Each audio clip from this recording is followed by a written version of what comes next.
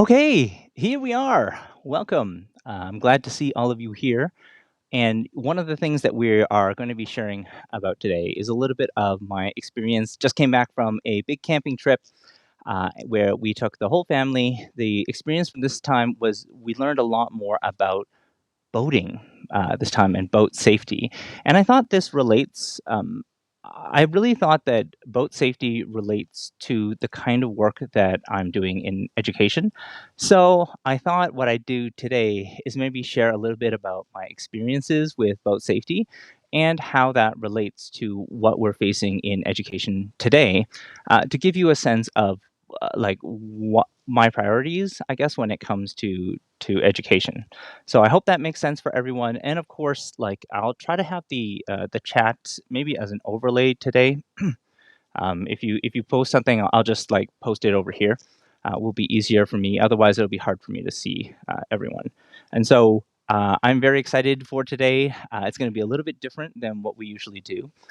For anyone who hasn't joined this channel before, with AI parenting, we always talk a little bit about protecting our kids. How do we move from screen time to quality time? And voting is exactly that. It's quality time spent with your family. And one of the most important things that you want is to make sure everyone is safe. And so today we get to focus a little bit more on that type of safety, boat safety. To give you a little bit of backstory, I think this is important. What happened initially was my wife bought an Intex Seahawk 4. And for those who don't know what that is a inflatable boat.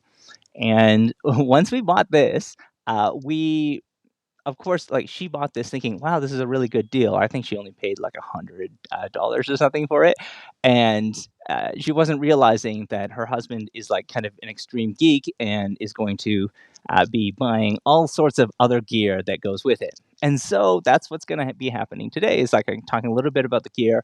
One of the big things that we bought was an electric trolling motor, because a long time ago, I remember an experience where we were traveling as a family and we had a boat with us, and it was so calm and so peaceful because there was almost no waves on this lake that we were at. And they had an electric motor, an electric trolling motor. And I remember they ran it at a low enough speed you couldn't hear it. And it was calm, it was peaceful, and it was good for mental health. And I thought, wow, I really want to be able to reproduce that type of experience for our family at different times, like, throughout the year. Why not? And so we bought like a wood platform so everything would be nice and flat. We bought these captain chairs in order to make the experience more comfortable. And we also bought the electric trolling motor and a little battery to go with it. And so I thought, wow, what a wonderful, wonderful experience if we can reproduce it. But what I wasn't expecting was there is a lot that we have to consider for safety. I was not allowed to go out onto the sea with my kids and my family without first getting a pleasure craft operator's license. And this took me a long time to get a pleasure craft operator's license because I mean there's all sorts of like exams that you have to take, you have to like do an online course. It was about 5 hours of different types of training, and then you have to try the test. And so it was a lot of work, and I learned a lot. I learned a lot about boat safety in this process, and I want to share with you some of those elements of boat safety. And I also want to talk to you about how this relates to education today.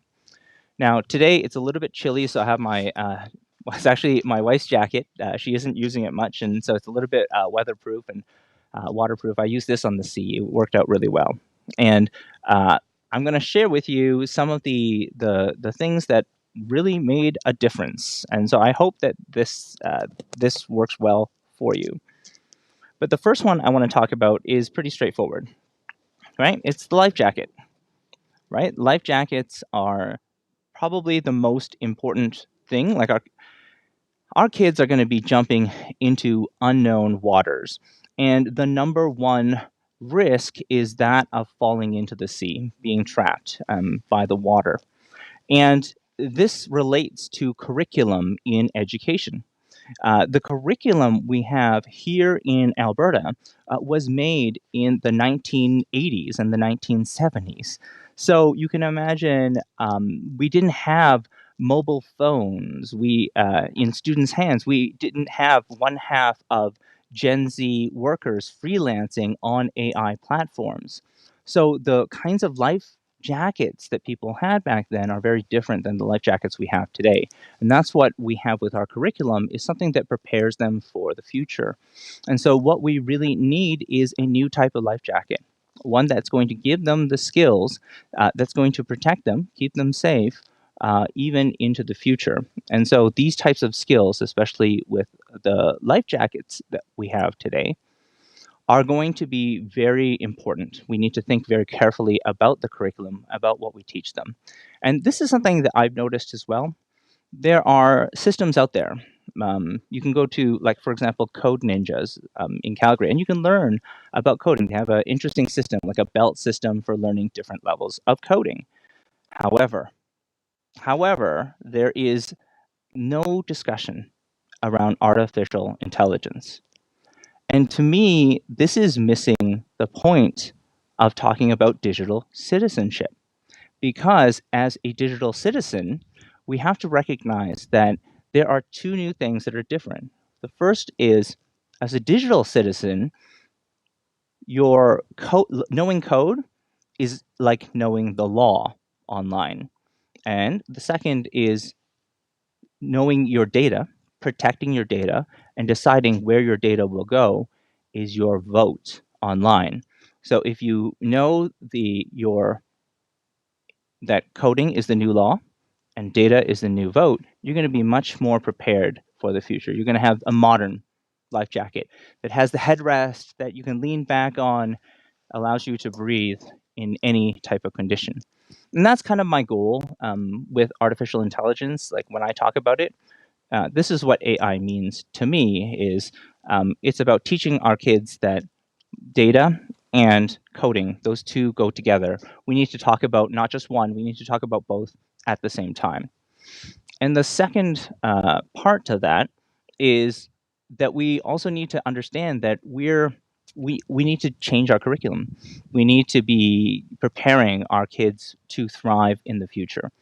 And so that's something that I'm really pumped about as well to talk about. Now, when it comes to when it comes to the first steps, what are the first steps that you need even before you get onto the water? It was this. It was practicing going into the water, right? It's practicing going into the water. You've got to raise your knees. You got to raise your knees up to make sure that you're still able to float and that you can still get on your back. If you're on the front, can you move onto your back? That's a big part of safety. And so that's what we had to do before we even got onto the water. The other is, and I don't know if you can see it here, you see that? So that is a pleasure craft operator's license. So you need to know a little bit about the safety and the rules of the road today, like safety at sea today. And so you cannot go out boating without one of these in Canada. And so for me, this also relates to having a pleasure craft operator's license is about knowing the rules in education, like understanding how education works and understanding what are some of the hazards that you have to deal with. And that's why I think for anybody who is thinking about the upcoming trustee election in Calgary for wards 1, 2, and Cochrane, I think it's really important to consider what is their experience? What is their experience specifically working in like the education, the administration side? So not just as a student, but as like somebody who is helping with administration during the COVID-19 period, because things are very different during COVID-19. I think we need to very carefully consider what are the rules. The rules have changed. The things that we have to worry about, we never had to consider before. These are brand new waters that we are entering. What is the experience? How is that experience working during this time, working for you And that's why having that experience, that pleasure craft operator's license, is so important. So I have a pump. So what this is it plugs into, because it's an inflatable boat, right? And so if you plug in this side into the boat, and it's a foot pump, like you can even hand pump it, you could fill up the boat. And one of the things that we've learned is that inequity has led to a even bigger gap between those who have had help at home and those who simply do not have help at home. And the key to bridging this gap is health and wellness, right? And so we got to make sure, if we don't first focus on their health, we don't first focus on them being well from a mental health perspective, how can kids be successful? How can they move forward in their education to progress from where they are today? And so a lot of our efforts needs to be on this recovery, pumping them up, giving them the confidence that they can succeed. And for a lot of people, like for even my own son, I've noticed that he'll say like, I hate school, or I don't like this. But people get into these types of patterns, and they are the ones that I think it's very helpful to think about patterns that can interrupt that. So you can ask about, oh, you say you hate school. So where do you hate school? What subjects do you hate school in? When do you hate school? Is it always in the afternoons? Is it always in the mornings? Because these types of questions force your child to go from asking um, they're kind of the emotional responses to the thinking responses. And the thinking responses are the things that are going to get them into a different mode. They're going to be starting to think about solutions. You'll have a chance to encourage them, pump them up, and then they're ready to go. And so I think that that's a very important aspect, is thinking about wellness. Health and wellness is an essential part of any type of like getting back, and thinking about, oh, okay, well, what are we going to do? How are we going to ensure that everyone gets through? It's very easy for me to help my own kids, but it's not easy for everyone. And that's one of the reasons why I felt like, yeah, running for a trustee position, it totally makes sense, because I want to help people as much as possible, especially those who are struggling the most, because I was one of those students when I went to school. Things were not easy for me. Um, yeah, I talk a little bit about my own experience. I'll share a little bit more of that story in a future time. Now, let's keep going. All right. So, the next one that you need for safety before you even get on the boat. What's this? What is this? Is a paddle, right? Yes. Okay. So, you need sometimes we need to be very hands-on, okay? And sometimes we need some manual efforts in order to get things done. And this is why action is so important for me. I don't want to just talk about education and talk about, oh, this is like these are good things for our kids, and this is how I'm going to help our kids thrive. Like, I don't want to talk about it. I want to do it. I want to be a man of action. And to me, this has always been really important. So we didn't just talk about awareness, of the First Nations communities. We talked about what action can we do today that is going to help Indigenous people right now, today. And I think that this kind of approach to action is a very positive one, because you get to see how their experience is a lived one, and our our ability to help is tangible, it's real, it's something that we can do today. And so that's one of the reasons why I feel like sometimes you need a like something like this, like a paddle. You need to manually get in there. You really need to start moving. And so I don't want to just talk about the importance of these skills that will not be replaced by automation, outsourcing, and digitization. It's also one of the reasons why I'm working actively to try to create the curriculum that is going to help develop these 21st century skills. I'm working with some individuals, some educators in New York and in Dubai. And my goal, well, by working with them, is to combine their expertise in the social emotional foundation with their expertise in pedagogy. They do a lot of problem based learning to think about what are fun ways that we could teach AI and make it fun and give them the kinds of life lessons that are going to help them succeed now and in the future. And you'll see more of that from me. And that's really kind of my objective was ever since having kids, it's really put a focus on the work that I do for education, that I'm doing this for a very strong reason. I work in education because when I was young, I was a really tough kid, right? I struggled a lot in school and things were not easy for me, but I had great supports. And it's part of my way of, paying it forward. All the things that I've received, all the advantages that I've been given, I am extremely thankful for. And I've always had parents that were very positive about everything, and they found like in all of the bad things that I did as a kid with undiagnosed attention deficit hyperactivity disorder or ADHD, it was this realization that they always found the positive and they always believed in me before I even believed in myself. And it required that type of belief in order for me to believe in myself. So they believed in me until I believed in myself, and that was something that I'm extremely thankful for. And that's one of the reasons why I say it's like let's put some effort in. Let's put the effort in. Let's make it happen. Right? Let's put them if it needs manual rowing, I'm going to do that. Right? I'm going to make that happen for you. So let's keep going. I hope I'm not going too fast for you.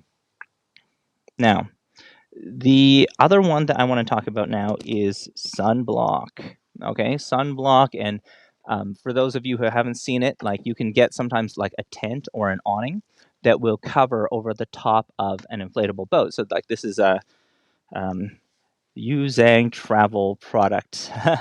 Just some kind of it's basically like a little tent that goes on top that blocks the sun, or you have like the spray on like sunblocks that are typically used. So with these sunblocks or these sunshades, really dehydration and not getting enough water can be a nuisance at best, and it can be a serious risk at worst. And here I'm talking about dehydration and like too much sun for your operators. And so I think that in addition to our students, it's like what care do we have for our teachers? How are we ensuring that educators are getting the kinds of breaks that they need, the times in the shade away from the sun? They are so stressed, and our children cannot be good if our teachers are not good. And so I firmly believed like yes, we at Isidore, one of our priorities was making sure that staff wellness was our priority. And I think that that's a really strong approach, and I think it's not considered often enough. Like they do need a break. Teachers do need a break. We need to recognize the kind of hard work that they've done. They have some of the most creative ideas, but they need an environment where that creativity is encouraged. They need a safe place, a place with shelter, right, where they're not constantly under fire, that is going to allow them to flourish, to have that flexibility. And it's actually one of the things that I really noticed about Calgary Catholic, because I've been to both school systems. I grew up myself in the CVE system, and my kids are through the CSSD system. And during my time, and just like give you a little bit of background, having spent 15 years in education and technology, I used to work for Smart Technologies, and now I work with different companies in consulting as well. Was that choice, freedom of choice? The more you have voice and choice, the more flexibility, the more creative they can be, the better the outcomes. And that's why I'm a huge advocate for it. It's you, it's parents who know best. So the more we can create a safe environment, a sheltered environment for those types of ideas, the better outcomes we're going to have for our kids. And the happier they're going to be. They're not going to be like, oh, I'm constantly under the sun, under fire. Shelter, right? We need that. Okay. I hope that one was fun for you. Okay, so next one. We are very excited. Oh, yes, this one. So this one seems like not a big deal. Like, oh, whatever. What is this? A Ziploc bag, right? Like it seems like, what a big, no big deal. Ziploc bags, who cares? No, Ziploc bags for compartmentalizing is very, very important. We often feel overwhelmed when we have so many things going on at exactly the same time. How do we manage like our kids and how do we manage work? And we've got all of these things. Compartmentalizing to say, you know what, I don't need to deal with everything right now. I'm going to take some of these items and then I'm going to put them into this compartment, right? Let's say I'm gonna take my food, right? I'm gonna deal with food when I get to food, and I'm just gonna compartmentalize that. Being able to figure out what is the one thing. I've been reading Gary Keller's The One Thing, and I feel that a lot of business practices where they know what is the one thing that you can do that is going to give you the most benefit. It's going to make everything else that you do easier. I think being able to identify a focus and priority is super important. Otherwise, you're just going to get overwhelmed. There's going to be too many things. And so I do think, compartmentalizing. And so this is what I did in my backpack. I would have one for just the food when I need to pull it out. I would have another compartment for maybe electronics like my phone if I needed to pull that out, one for my keys maybe, and I would have them in different pockets. And everything was secured. So if water spilt on me, only one compartment would get water on it. And that is really, really important because I don't want the entire system just falling and failing because of one bit of water in that one area. And so compartmentalizing, it's a way of thinking. It's more I would say, like a business practice that we have, kind of like divide and conquer. But I would say there's prioritization, like what you're focused on. That element of focus is something that is also very much needed as well. Okay, so next one up, we have what's this? Are you familiar with these things? It's a baler, okay?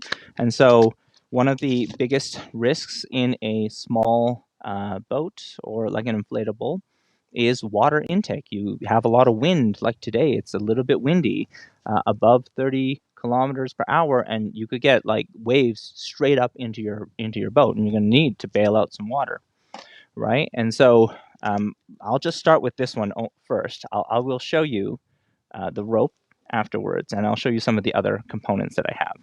But let's just talk about just the baler right now, just being able to scoop things up. One of the biggest, like, in the same way, I think it's really important for us to maintain kids' health in the same way. And this is one of the reasons why the testing, tracing, and isolation has been so important for our kids, is because what it means is that you can quickly go in and you can bail out. Like you can say like, all right, if we have an incident of somebody who's really sick, we can isolate them, right? And I've heard from other parents as well that this is very important for them. They need a way to go, okay, if you're sick, you stay at home. That way we ensure that, like, hey, we're not getting a bunch of water into the school. And so it's a courtesy. It is not just a courtesy, but it's a practice that I think is going to help us a lot. And it's about giving choices. And so I was speaking with a friend the other day. They said like, oh yeah, there are some parents who don't want their kids to wear masks anymore, and there are some parents who like don't want to. They can choose to not vaccinate their children, and those are great. I think in the same way, some parents also want the ability to choose to have more safety precautions for their kids. So, for example, they want to be able to choose to get like their kids vaccinated, and that may be one of the key things to help protect our kids more in the future. And so I want to give those types of options for our children, is options that allow them to be more safe and options that allow them to choose to have those choices. So if we're going to have choices to say to not vaccinate, we should also have choices to have more safety precautions. And so this is what it's about. It's about that voice and choice, giving people options in both directions, not just one. And so it's often one or the other, but I feel like you'll get more when we can support everyone. Okay, so let's see what else I have in my tickle trunk here. In this bag, here is what you will see. So, I don't know if you can see that. I have a compartment. Of course, I have a compartment for this. And in it, you can see a flashlight and extra batteries, because you never know, like your flashlight might be out of batteries. And so having a basic flashlight, one that, it's a little bit, you can see it a little bit, if I point it direct, um, is important because sometimes the light not only shows us where we're headed in the dark, like it shows our direction, but it can also be a beacon for others. So what this means is that our lights can be something that can guide other districts and can guide other regions. So we have to consider our decisions carefully. We need to make sure that, yeah, we're pointing in the right direction. We're pointing in a way that is leading other people, not just, oh, we're just reacting or we're trying to like copy somebody. It's like, no, we don't need to copy other people. We need to be the ones pointing the light in a particular direction and leading. And to me, this is very important. This notion of like the light is kind of what is guiding people, is that we have an opportunity to not only be followers, but really to be leaders in this space. And I've seen this. I've seen this in Calgary Catholic. And I believe that we have that opportunity, especially when it comes to leading the way for a curriculum that is there to protect kids, something that is going to give them the skills, the 21st century skills that will not be replaced by automation, outsourcing, and digitization. This, we can be the ones leading the way.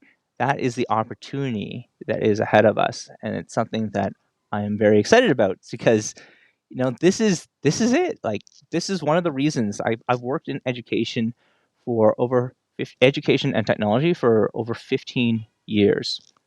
And I've come to the realization that education, like it or not, is always going to be connected to politics. That's not going to change, right? In 20 years, in 50 years, since the dawn, since the creation of education, education has always been connected to political goals. And so part of our goal here is you've got to make whatever you point to align with those political goals. And being a trustee is another way of understanding those political goals so that it's beneficial for all parties. And so that is something that I feel is very important.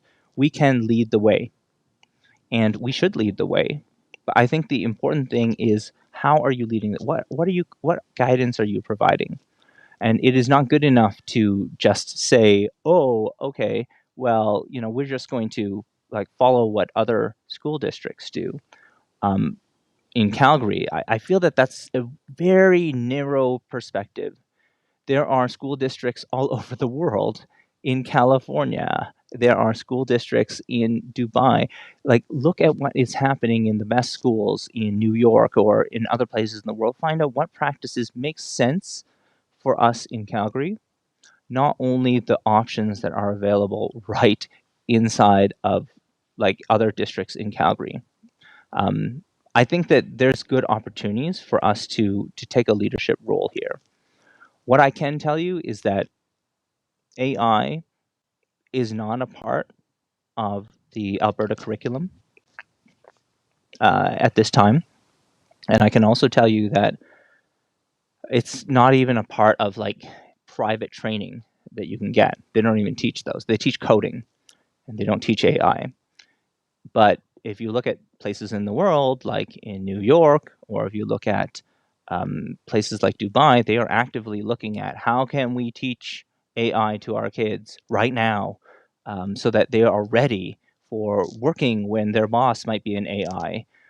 They're taking it very, very seriously. And in the same way, in education, if you went to China, for example, for education, they are teaching AI in kindergarten, right? In kindergarten, there's already textbooks for artificial intelligence, and all the way through grade 12, they want to become a world leader in that. So you imagine our child growing up here in Calgary, trying to compete with somebody who's been learning this since kindergarten.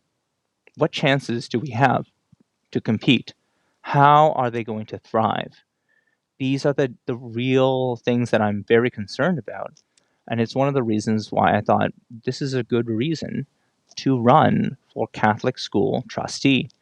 And so this is the light guiding the path. Okay, so it's another thing that I'm really passionate about. What else we got? Okay, we're back. We're back to the rope with the buoy. So do you see that? So this is the buoy portion, and this is the rope. So we got the way it works is you just unravel the rope. You unravel the rope, and you throw the buoy towards that person so that they can catch it. And to me, this is having a way that you can reach others who are nearby is so important because we can't help. Aw, Alice is saying that she loves Catholic schools. Can I even bring that up if I hit show? Yeah, it shows up. Okay, yay! Love it. So thank you, Alice, for joining. Really appreciate it. A little bit different today, but we're gonna mix it up and we're gonna make it fun. All right, so here's something with this rope with buoy. So having a way that you can reach those who are nearby is so important because we can't help others if we need to jump into the water in order to save them, right? Just think about it. Like if you had your own life jacket on, right? You had your own life jacket on and you're swimming and you're barely trying to breathe. There's no way that you're going to go and save somebody. You got to be in the boat. You got to be in the boat to save somebody else. And this is one of the things that I ask is, what is our state, right? Are we in the boat? Are we feeling okay as parents? And this is something that I advocated a lot for as well. I said, yes, teacher wellness is important, but what about parent wellness, right? Because parents have moved from being supporters of their kids' education to partners in their kids' education. So our kids can't be well if the parents are not well, right? And so what kind of support, what kind of training, what kind of tools are being given to you as a parent? What kind of training did you receive for, oh, these are like ways that we can keep you safe? There's a lot that we can do. And there's a lot of things that we can do to make it really easy. We can make videos, we can make short snippets.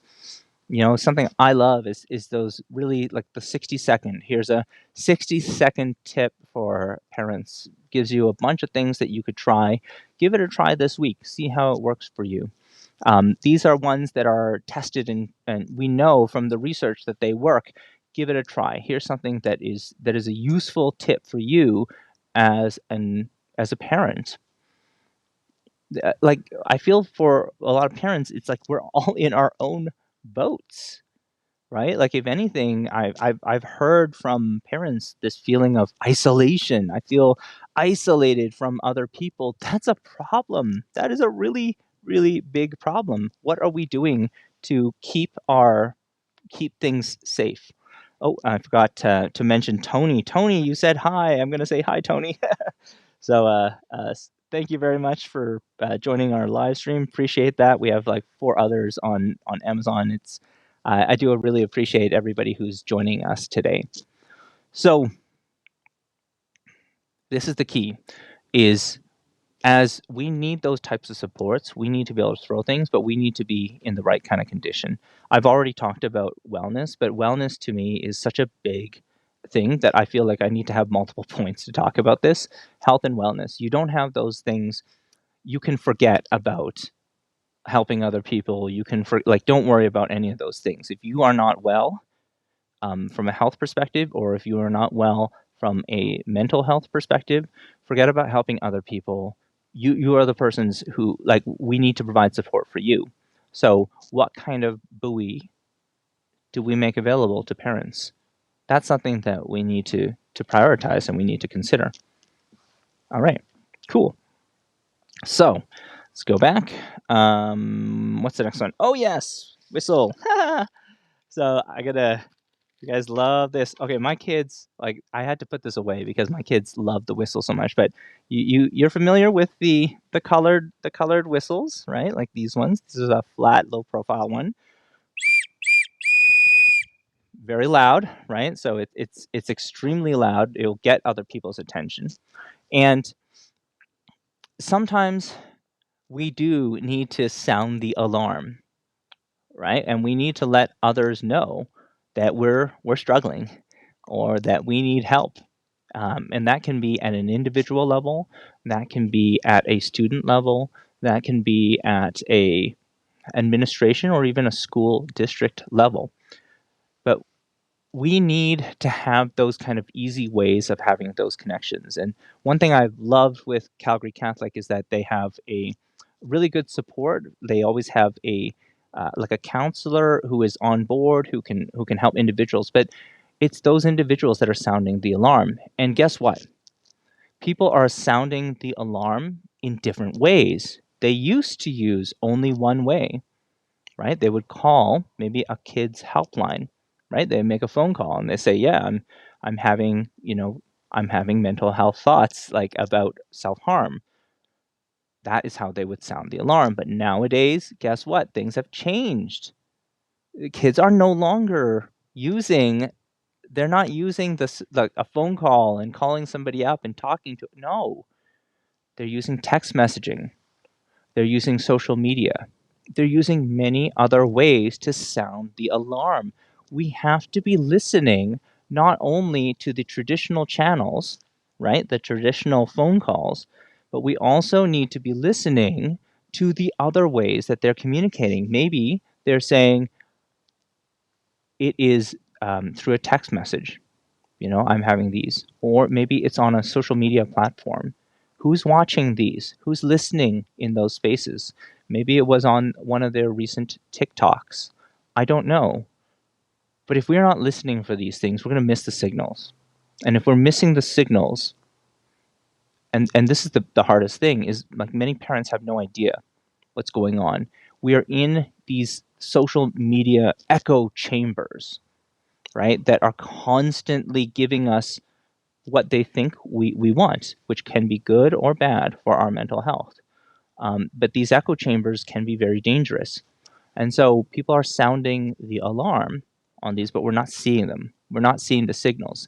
Do you know what to look for when it comes to your own children? If something is not right with them, what could they be using? And so, thank you, Ellis. She just said, yes, TikTok. And so, it's true, right? Like TikTok is becoming increasingly popular, and there are some parents on TikTok. I'm on TikTok as well, but there are some parents on TikTok who are talking about these things and some of the things that they're struggling through, and they're trying to make themselves more relatable. And I think this is really important. We need to recognize that we live in this world of social media. And if we're not on it, our kids are on it, and we have no idea what's going on. Like, how do we have those conversations? This relationship, right? So it's not about the screen time. The way you go from screen time to quality is quality time. I say is you got to move beyond. You don't sedate. You relate, and then to ultimately create. And so, how do you relate to their interests? You show interest in their interests. And how do you take that information and use it to help them go the next step? How do you help them with their goals? Because once you've built this kind of relationship, they're going to want to go with you more. They're going to trust you more. You're going to build this habit of speaking with your kids. They're going to be used to sounding the alarm with you, and they're going to want to listen to what advice you have. And so this isn't easy for all parents. I know for some, this is, oh, it's like, what can we do? But this is important. Okay. Now, another one that I love is insect repellent. I don't know if you see, this is the DEET-free, the extra safe for kids variety. It runs off of Icaridine. I learned this actually at the camping trip. Apparently, DEET at a ratio, I think 30% or more, is a known carcinogen. So it causes cancer. And if a lot of parents are looking for alternatives, and so icaridine is a chemical that is not yet known to cause cancer, and so many parents are choosing a different type of substance. But in any case, that's not really what the point of this message is. Is there are going to be pesky distractions, along the way. Flies. There's a fly running through my house right now, like right in front of me. But the question is this is fine if you have a strong sense of self-control, right? If you have really strong self-control, you'll be able to not get distracted by any of these things. But if you have enough of these, it can be all consuming. If each bug that comes your way, or each distraction that comes your way, or pest that comes your way, takes your full attention. And that is something that I realized. We realized in an incident at St. Isidore, where we had this like kind of reply all situation. And in the reply all situation, it was this realization that people are getting notifications all the time. They're getting those pests, that are bing, bing, bing. And so, like at 2 in the morning or something, they're getting some kind of message like, oh, I can't handle it. And so, if you have an emotional reaction to every single thing that you see online, other people are going to be able to control you. So it's important to have the capacity, the ability to let things pass, right? To recognize that things are what they are. Not everybody's going to like you, but that's okay. You can let things pass. And so that's another one that I think is very important. Is the you know these days social media is an all-out war for your attention. And if we're not careful, it can take all of our attention away from the things that are really important in life. Those 21st century skills that are going to help you the most in the future. And there are going to be people online, pests, that are going to say things about our kids. And if we don't have the right kind of repellent and we haven't built up that kind of resilience, we don't have the right repellent is like protections, right? So it's like it's defending, it's preventing these things from happening. And some parents do this by limiting, the screen time, or maybe they do a little bit more careful conversations. There are two aspects. One, you could be like really calm, not let a bug hurt you, right? Like and let that distract you. And then the other is you have like a spray or something that repels them. It makes you not attractive to bullies, especially cyber bullies. That is something that can really, really make a difference. And so, what is the bug spray? What is the bug spray for online safety? It's about that knowledge and awareness of digital citizenship. If you don't like these systems, then you are not obligated to participate in them. You don't give them your data. That's the key, right? Like, data is the new vote. You don't vote for them, right? And so you have options, and understanding what your options are, having that type of resilience is another thing that is very important for our children moving forward. And in one of these examples, which one was it? This one? I'm going to show you one more thing.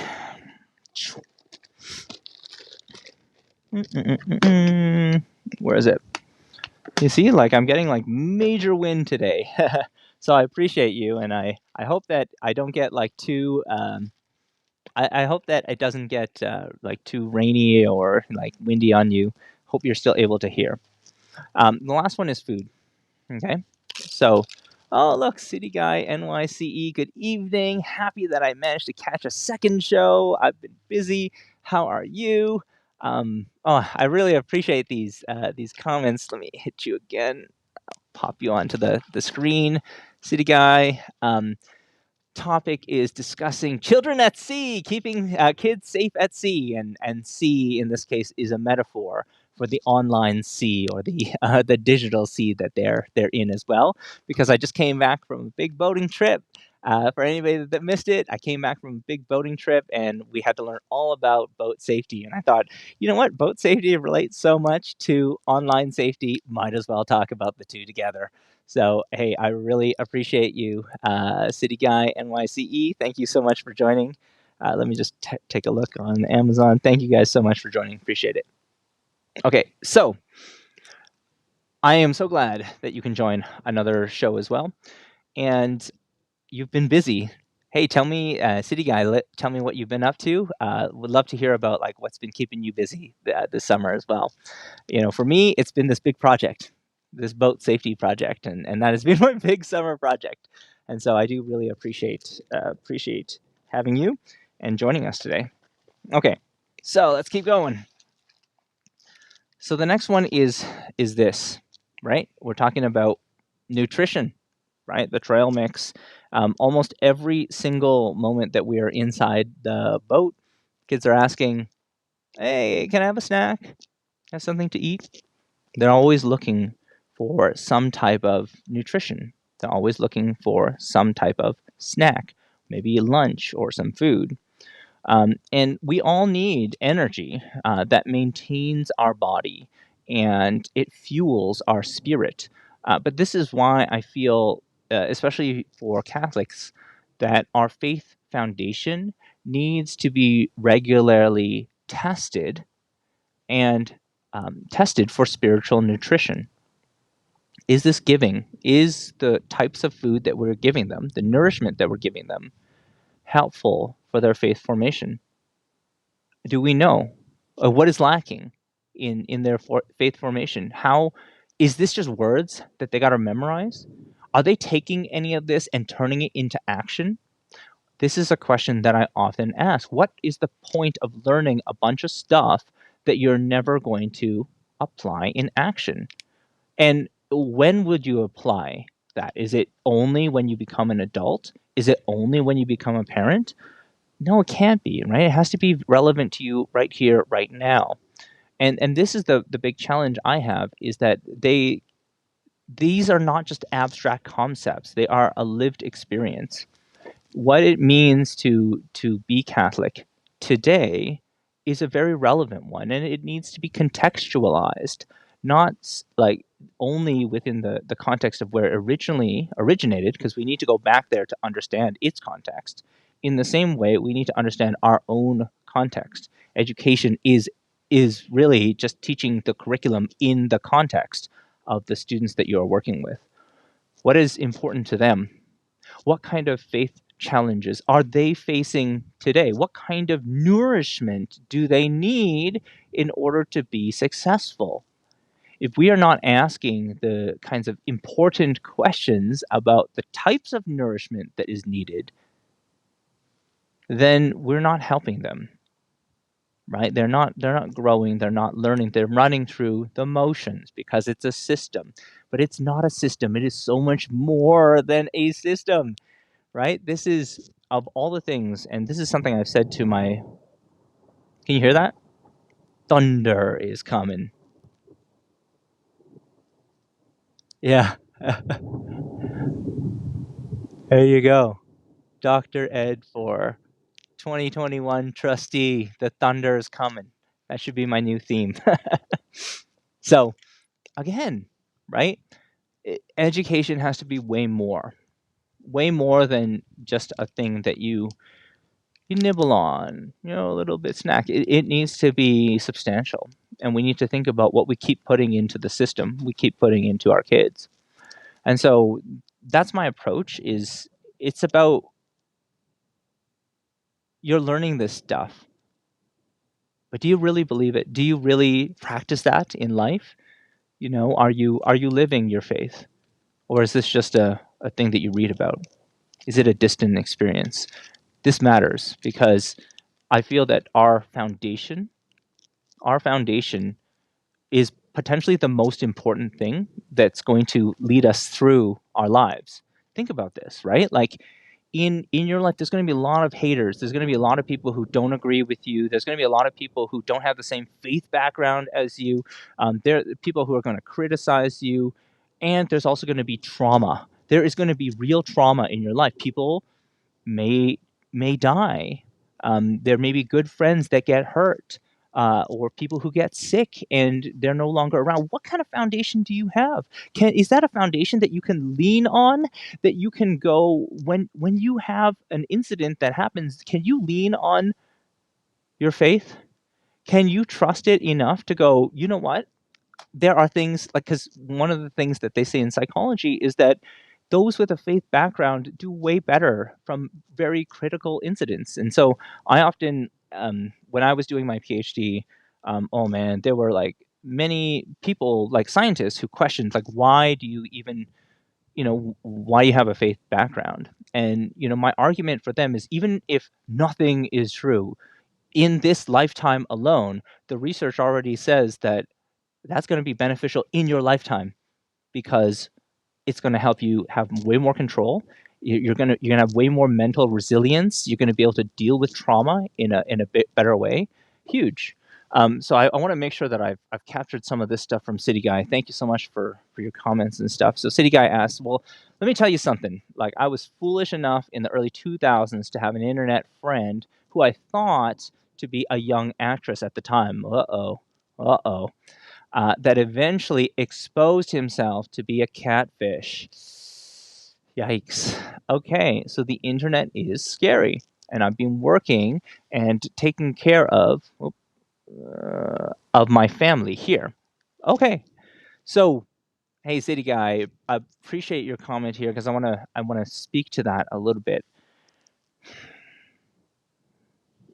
There is a notion, right? An increasing notion that as people are more anonymous on the internet, they're less responsible for their actions because nobody can trace them. This is not true, right? There are people who purposely try to expose people, who write mean comments and do cyberbullying because it has a real impact. But just think about the impacts that has on your own psyche. Like, you're not just thinking about this one time, you're thinking about it over and over and over and over again.